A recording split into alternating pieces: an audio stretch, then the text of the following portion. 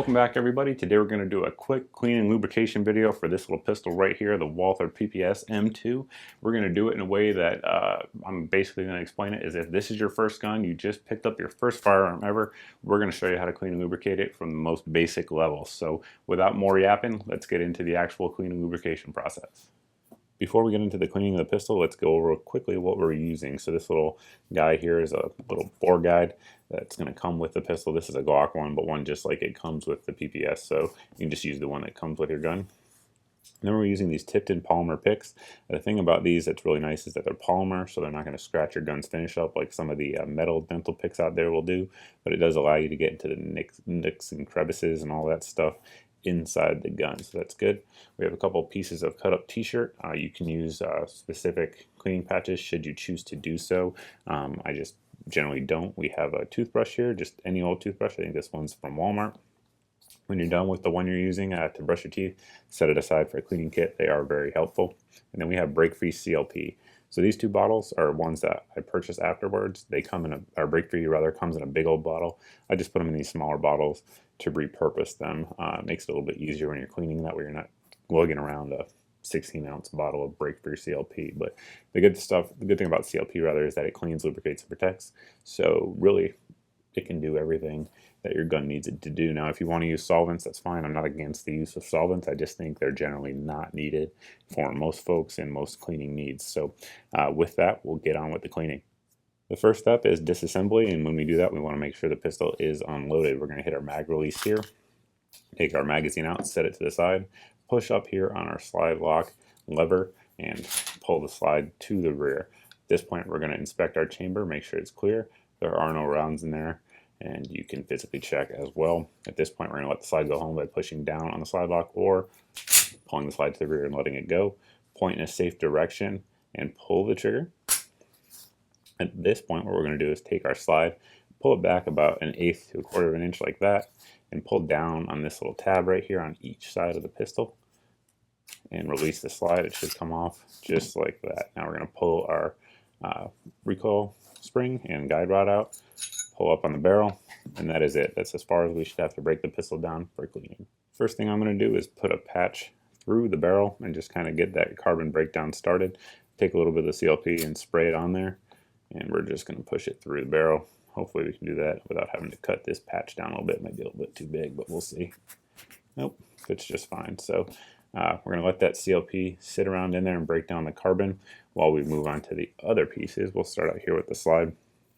Now, one thing I recommend is, just generally speaking, keeping the pistols oriented down while you spray the CLP in there. The reason for that is generally you want to avoid getting any excess oil in your striker channel. Now on this particular pistol, we do have a little gap in there where it can sneak in, but it's just a good rule of thumb to do that. So what I'm going to do there is spray a little bit of CLP there on the back and a little bit up front. Take our toothbrush and just kind of work it around. And again, we're letting that CLP start breaking down the carbon that's in your slide already, just kind of loosening it up. Now, one point to pay special attention to is the breech face right here. So again, with the slide oriented down, I'm just going to brush up on it and kind of start breaking down that carbon, because that tends to be a dirty little place on the pistol.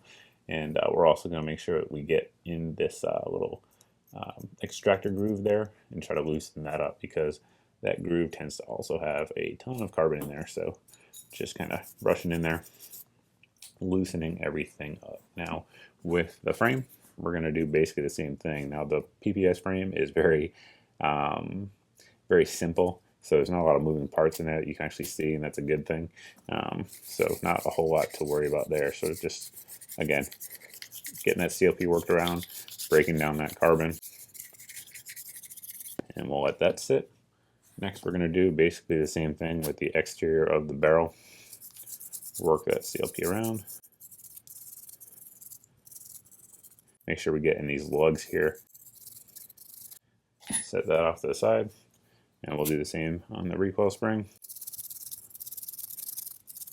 Now we'll start cleaning it up. We'll start out with the slide here and just try to wipe up the majority of the excess CLP that you get. Now I'm using a blue t-shirt, so you guys really can't see the carbon too well, but I assure you it's there and we're getting it out of there. Now One thing that every time I do one of these pistols, folks debate about in the comment section, and that's totally fine, is how clean to get it. So um, you could spend, 30-40 minutes cleaning this gun and get it spotless. And if that's what makes you happy, by all means do it. For me, that doesn't make me happy. Having the gun pretty clean, a 95% solution, and a little bit of extra time on my hands, that makes me happy. So I like to wipe everything I can, get the carbon out of there, and for most normal, cleanings before I go ahead and load it back up with concealed carry ammo, let's say, I just like to make sure everything's clean and working properly, not spotless. But if that's what folks want to do, they most assuredly can. And if that, it's not going to hurt anything. So as you guys can see, we're just wiping everything up. We got in the guide rails, which is definitely the area you want to make sure you're getting in there. Those rails tend to sort of hide a lot of carbon, and they are, of course, friction points for the gun when it's operating. So you definitely want those to be clean and free of any carbon. Now, I also wiped up on the little breech face there of the pistol, and what I'm going to do now is pay special attention to get under that extractor hook right there. If my camera will focus, hopefully. All right, there you go. So we're going to get it right underneath that hook, and that's the piece that is hooking onto your case and pulling it right out. So you definitely want to make sure you get under there. Now, if you guys have Q-tips, sometimes that helps. Also, some pipe cleaners are a good way to get under there, but you can do it just fine with this little tipped-in tool as well. So we're going to call that good for the slide. Now for the frame, we're going to do the exact same thing. Just kind of wipe up all the big stuff I can with my hands first. And then I'm going to get in there with the tools. But one thing that's important here on the slide is that anywhere you can get to with this little pick, honestly, you don't need to get to for a normal maintenance of your firearm. So unless you're shooting, 6, 8, 10,000 rounds through the gun, and you want to do a really detailed cleaning of it, for your normal range trips where you're shooting 50, 100 rounds, I wouldn't worry too much about anywhere you can't get to. If you can't get to it, stay like back here in the trigger bar. You don't want to be jamming tools in there, prying stuff around. That's just not a good idea, and it's just not necessary to have a properly working and clean firearm. So again, we're paying special attention to under the rails there, making sure those are clean. And also we're going to pay attention there to the feed ramp, make sure it's nice and shiny and clean to allow those rounds to feed properly. And one thing I like to do is just take a patch, a dry one, because you don't want a bunch of oil in your magazine well, but run it through there because particularly where I shoot, it's very dirty out in that field. And sometimes dirt can get jammed up in there, so you just want to wipe any of the dirt out of there, but you don't want to put a bunch of oil in there either. And we're going to call it good there on the frame. For the recoil spring and guide rod, basically all you can do is wipe it on down. So that's what we're doing. And we'll set that aside. Same thing here with the outside of the barrel. Wipe it down, get that crown, just kind of twist it around. That's what I do to make sure we get all that carbon out. I'm not sure how well that comes across on camera due to the blue t-shirt again, but I assure you there's plenty of carbon in there. So getting all up in the lugs here of the barrel is something we want to do. And now I'm going to run that patch through again. And again, just like I said earlier, guys, as clean as you want to get the gun, you can spend all day with lead remover, copper remover, all that stuff, solvent. In my experience, I have not found that to be advantageous in any way outside of relieving OCD, and that's cool. If you guys want to relieve OCD, cool. But just take a look down the barrel, make sure those lands and grooves look relatively clean. And you guys, I'm not sure if the camera can see it, but this one there is pretty shiny actually already. Moving on to the lubrication of the gun, there's a few spots we want to hit up.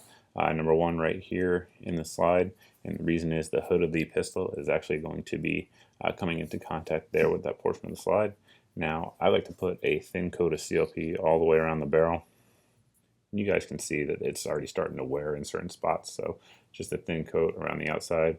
Another drop up here on the hood where you guys again can see that there is some contact being made. And at this point, we're just going to drop the barrel in there.